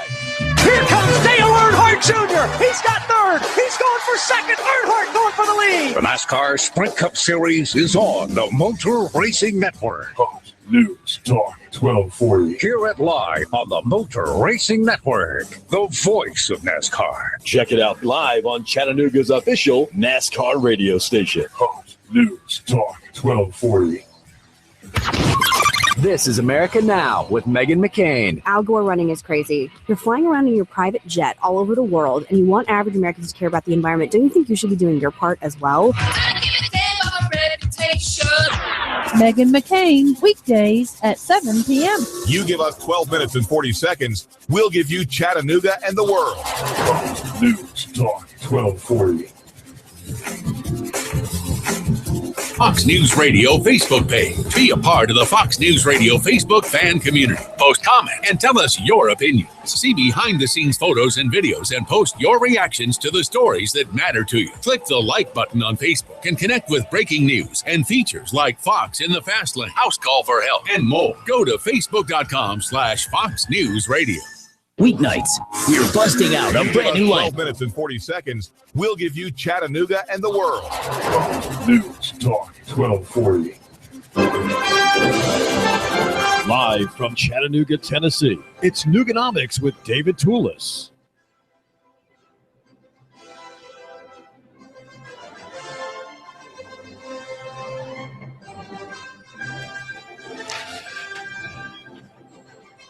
There's going to be a march of a few people September the 2nd, Wednesday at noon, in favor of Lieutenant Commander Tim White, the naval officer who faces charges.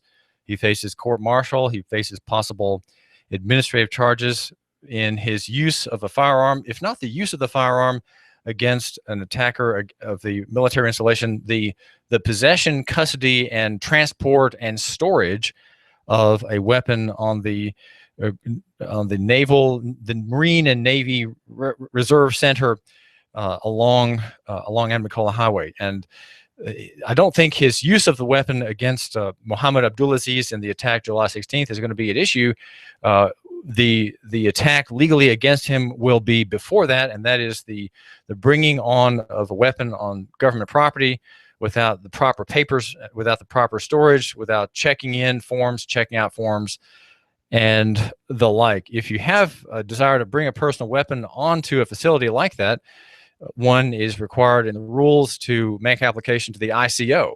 Well, here, Lieutenant Commander Tim White is the ICO. Did he fill out a form and hand it in to himself as a person officer applying to an officer for that permission? And if he didn't do that, well, what about checkout? What about recording of the serial number of that weapon? Was that done? So there are, you might say, paperwork, hand-slapping kind of offenses which may be leveled against him.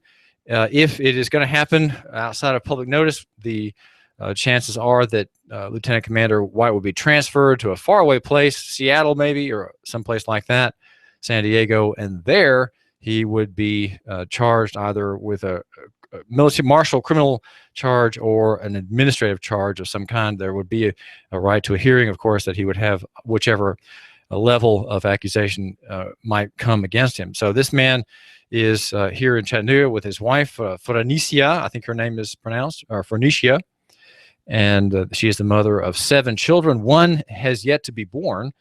Very pro-life family, very pro-natalist family, and also of interest to me, one whose members are practicing Christians. They attend a Baptist church here in Chattanooga, Chattanooga Primitive Baptist Church, and are write occasionally about family life. I think the website is something like Timothy and Phoenicia.blogspot.com, something like that. If you just do a find on Timothy White, you'll find his blog in which he discusses things such as his conversion and his sense that his initial conversion and the prayer, the common prayer that Americans often recite when they enter into God's graces, was not enough. Somehow it excluded that initial sense of having offended God and wanting to be His son, excluded a real repentance. And so there's a story about that, which I find very interesting to read, and think if you care about spiritual questions, which you may not, would be certainly worth reading. My name is David Tulis. I do thank you for giving us a couple of minutes of your time. That event is again September the 2nd at noon in front of the Solomon Building. It's hoped that maybe 5 or 6 people will join the lady who's called this event. And people have, we have short memories, and so it's possible that her hoping for half a dozen people is very realistic. We here in Chattanooga and in Hamilton County, after the hoopla comes and goes, we are back to our routines. And yet Timothy White, the commander, faces still criminal charges, and they could be delayed for some time. They could be delayed for the most politic moment in which to file the charges, and that has not been yet, as far as we know. We here are members of Trade Bank of Chattanooga. That is to say, the smarter way to barter and in which to improve your cash flow.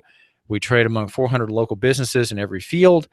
And learn more by calling 877-2202. That's 877-2202. Want to mention Sky Aerial Services. If you are in the real estate field or own a business or run a marina and would like some aerial shots of your business for Facebook posts or other social media, or for any other good reason, make sure you contact Sky Aerial Services. That's Sky Aerial Services, locally owned and operated. 521-0284. That's 521-0284. We have the whimsical idea here at AM 1240 Hot News Talk Radio that we should love our neighbors and buy local. That's the slogan. And I think you should try to live out that ideal. It's really a wonderful way of thinking about things, where you are no longer just a consumer.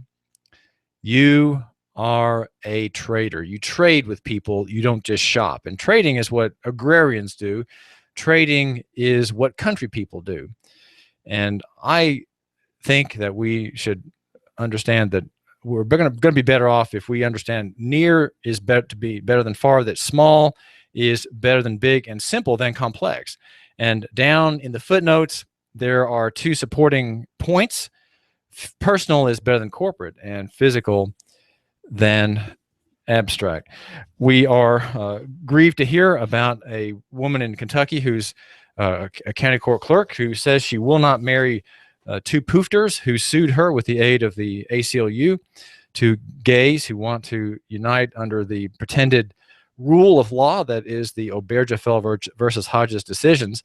She's citing that the argument that she has a First Amendment belief that she cannot be compelled to do anything against her religious convictions, and her appeal was denied by the 6th Circuit in Cincinnati, according to the Louisville, Kentucky Courier-Journal.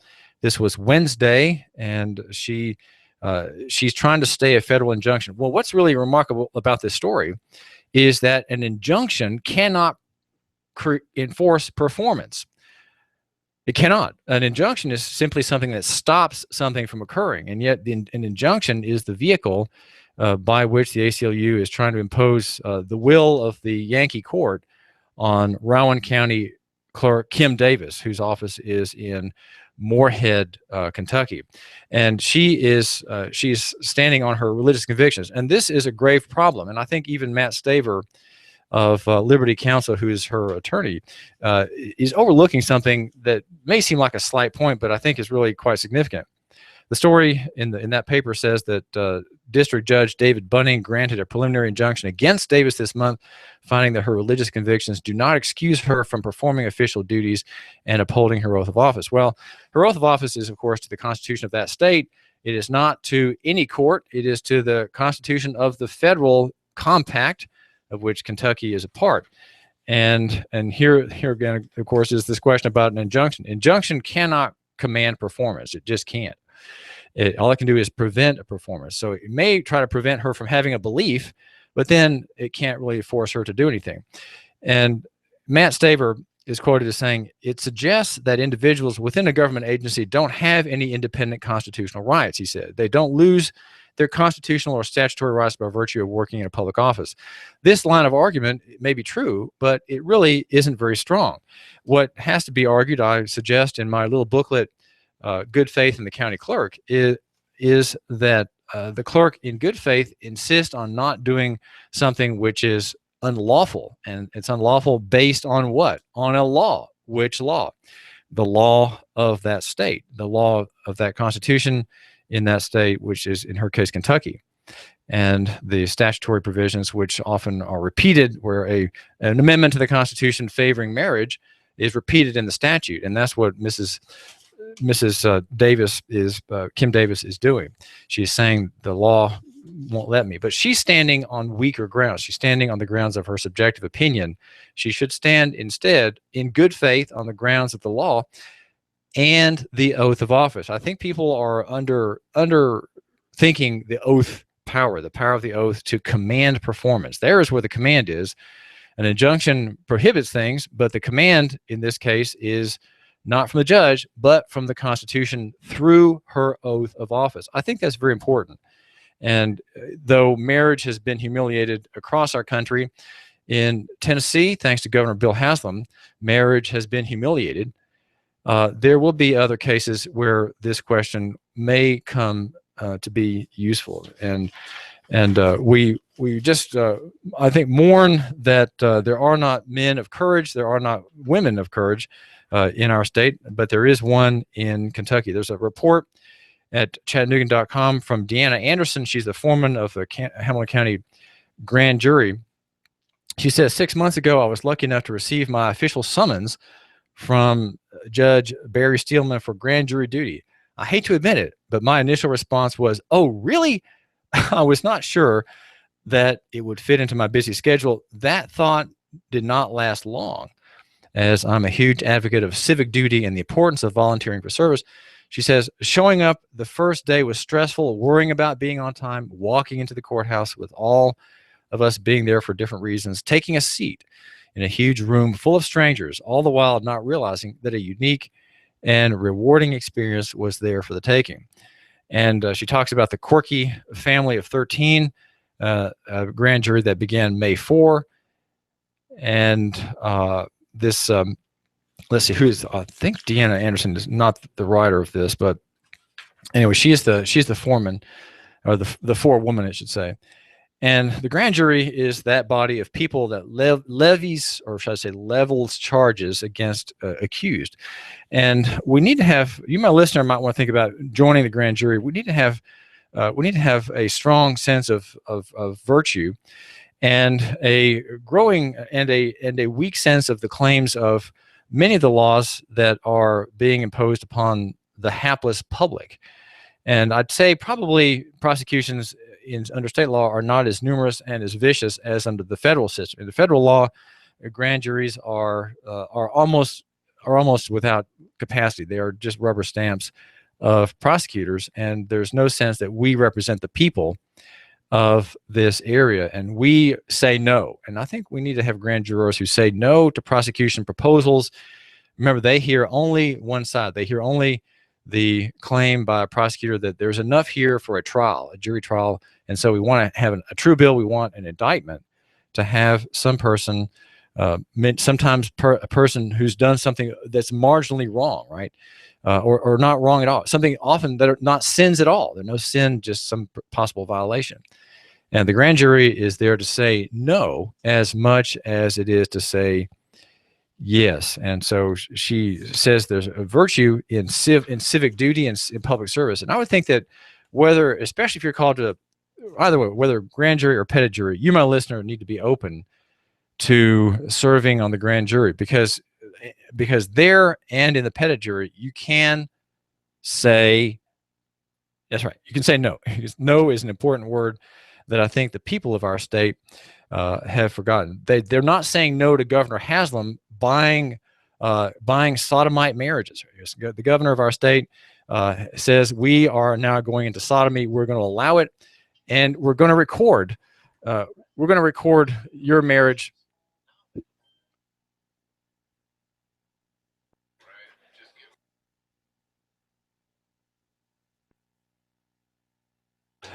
And so think about public service as something that you can take part in and bring some measure of liberty. If you're not actually creating liberty, you're at least preventing an oppressive use of the state's power against someone who may not have done anything wrong, who may not even have acted wrongly. And I think one important point to remember is, does the prosecution show intent?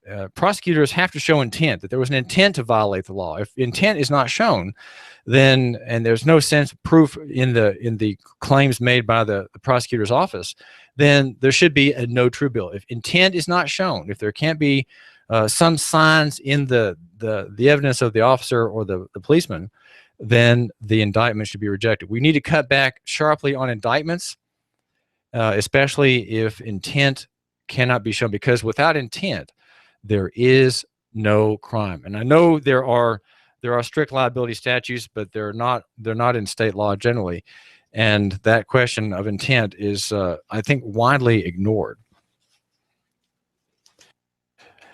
Well, I was mentioning a moment ago about Wendell Berry, and there's a writer named Andrew Shanks, who's a minister in Virginia in a small town, and he's talking about how the novels of Wendell Berry is making him a better pastor.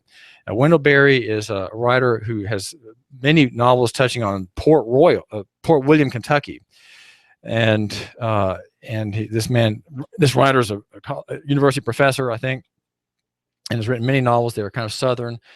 And I've read 2 or 3 of them. They're in parts of another maybe. They are very beautifully done, and they have given this minister a sense that he didn't have before, having read them, about connecting with the people individually and in the context of their town. In other words, he's come to see the value and the need to recognize place in the experience of people, place in the willingness of people to even to listen to his arguments.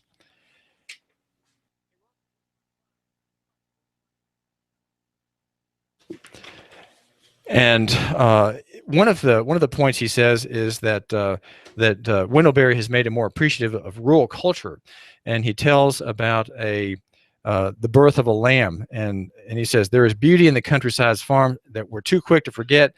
Berry is helping me see and appreciate that beauty more. And he says one of his central themes is that of membership along the lines of St. Paul's description in Ephesians 4, we are members of one another.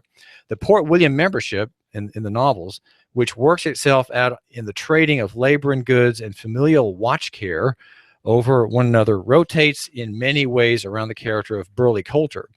It is he who first articulates the concept of membership in a story called The Wild Birds. And here's quoting Wendell Berry. I think of Mam and Pap and old Jack and Aunt Dory and Uncle Marse and Matt and Mrs. Feltner and Jared and Tom and Kate Helen, all of them dead, and you 3 here, and others still living. The way we are members of each other, all of us, everything.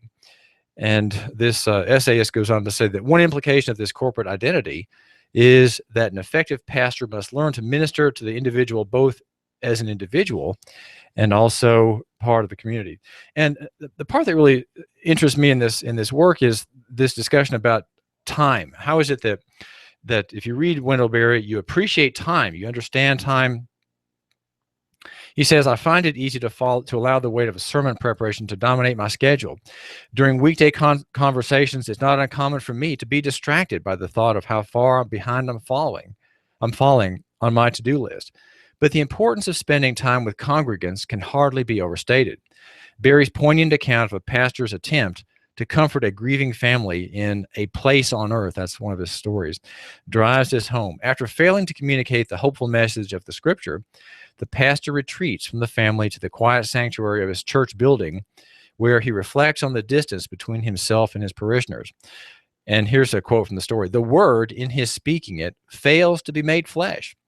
It is a failure particularized for him in the palm of every work-stiffened hand, held out to him at the church door every Sunday morning, the dark hand taking his pale, unworn one in a gesture of politeness without understanding. The pastor fails to realize that the vast divide between him and his people is due to the kind of retreat in which he is then indulging.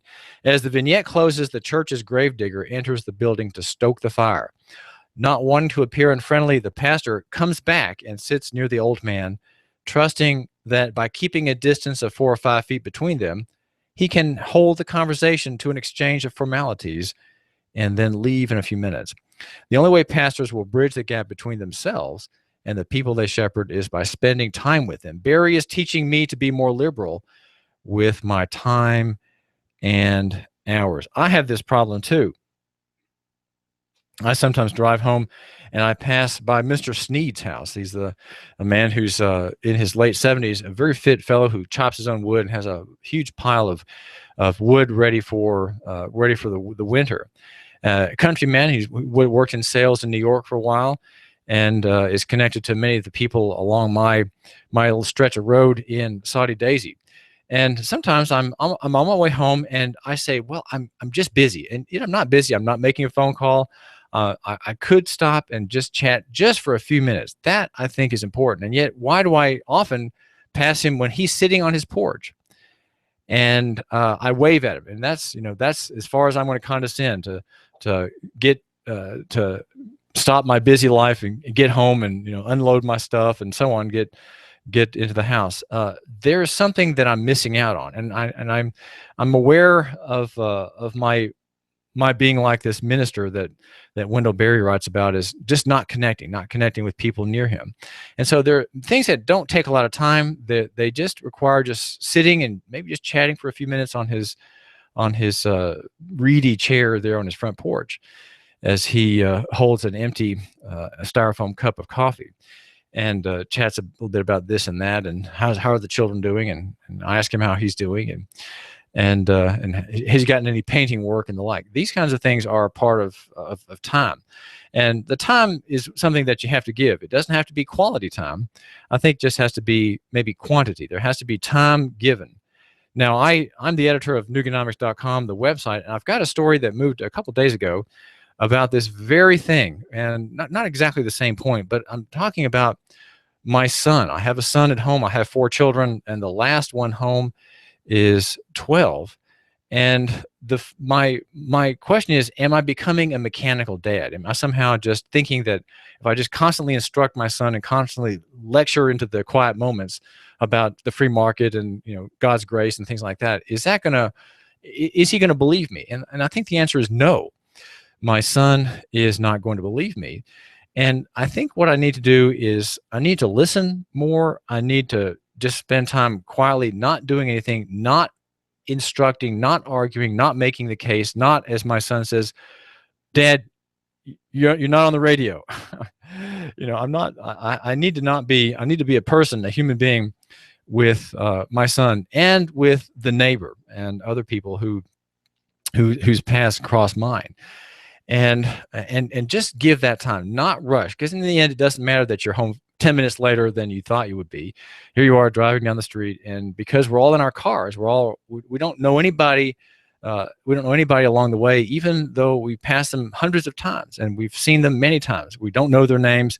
We don't know anything about them, and that's because we're driving, and we only get out when we get to our parking lots or our garages, and we've let the car destroy our sense of community. I know this is nothing new, but I'm bothered by it, and I'm bothered by the fact that I allow myself to let that happen. And I'm not a country person, okay? I'm not someone from a Port William story, and yet I want to be, because I think if I were, I'd be a better person. I'd be a better host to you, my listener, and I do thank you for joining me. I would be a better husband. I would be a better neighbor. I'd be a better dad.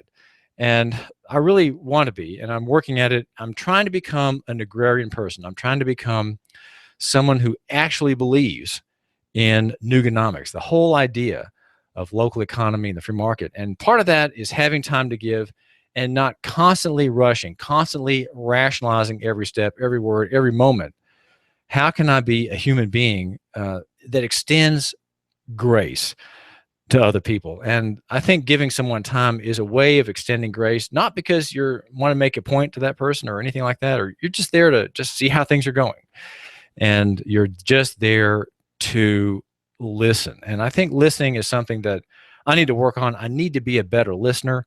I need just to let people talk. I think people love to talk about their problems. In fact, I know that that's true. People talk about their problems a lot. And if you're the slightest hint that you're a listener, you'll hear important stories about their lives. And you, at some point later on, right? Not now, not at this moment, you can become a benefit to that person by saying, you know, I've heard about your situation, I've thought about it, and I'd like you to consider something. And that bit of advice, just briefly stated, will be a life send to that person who's not considered that you have heard every word he has said and have really taken to heart his problem and his situation. Well, this is David Tulis. I've got some things I want you to hear right now. Hang on. After some patchy morning fog, another good-looking day for your Thursday with some sunshine. A little warmer, highs near 85 tonight. A few clouds, not as cool, lows near 65 for Friday. Partly cloudy, highs 85 to 87 with an isolated shower or storm possible for the weekend. Come to the Norris auction every Saturday night in Trenton starting at 6 p.m. with bargains galore. There's something different and exciting every Saturday night at the Norris auction just off I-59 on Highway 136 West Trenton. And I'm WDEF News 12 Chief Meteorologist Patrick Orr. On AM 1240, Hot News Talk Radio. You give us 12 minutes and 40 seconds, we'll give you Chattanooga and the world. News Talk 1240. On July the 16th, 2015, Chattanooga, Tennessee was attacked by an Islamic terrorist. Naval Lieutenant Commander Timothy White, with his personal firearm, returned fire, and now the Navy wants to prosecute him for this. Join Chattanoogans for Justice for a rally for Lieutenant Commander Timothy White, noon on September the 2nd in front of the Federal Building at Georgia Avenue. This rally will be to show support for he and his family and let the United States Navy know that this man is a hero. Lieutenant Commander White should be decorated, not charged. If you need more information, please go to Facebook, Chattanoogans for Justice. That's Chattanoogans for Justice on Facebook. We hope to see you at the rally. That's September the 2nd at noon on Georgia Avenue in front of the Federal Building. It's time to take a stand for Lieutenant Commander White. 1240.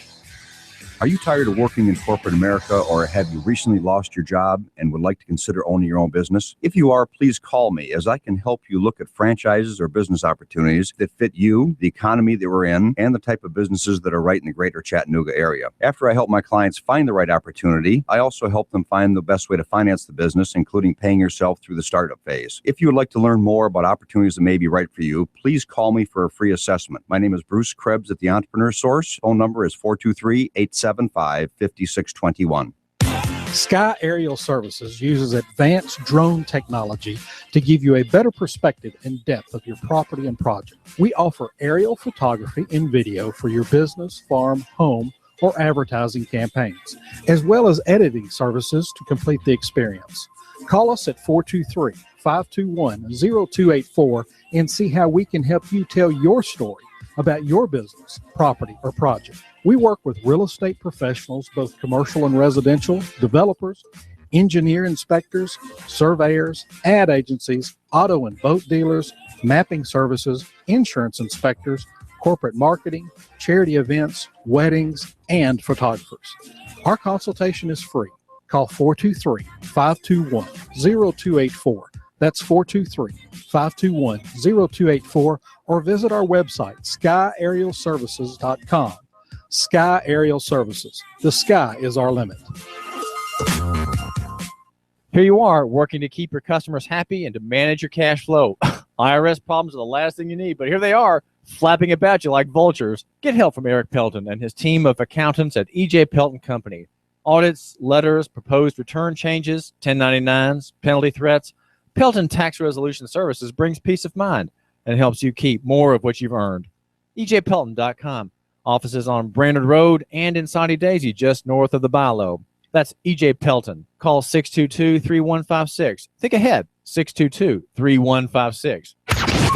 This is America Now with Meghan McCain. Al Gore running is crazy. You're flying around in your private jet all over the world, and you want average Americans to care about the environment. Don't you think you should be doing your part as well? Meghan McCain, weekdays at 7 p.m. You give us 12 minutes and 40 seconds, we'll give you Chattanooga and the world. News Talk 1240. If the South would have won, we'd have had it made. I'd probably run for president of the southern states. The day Elvis passed away would be our national holiday. If the South would have won, we'd have had it made. NASCAR, Laura Ingraham, David Tulis, Coast to Coast AM, and CBS Radio News. Chattanooga's news, talk, and sports leader. News Talk 1240.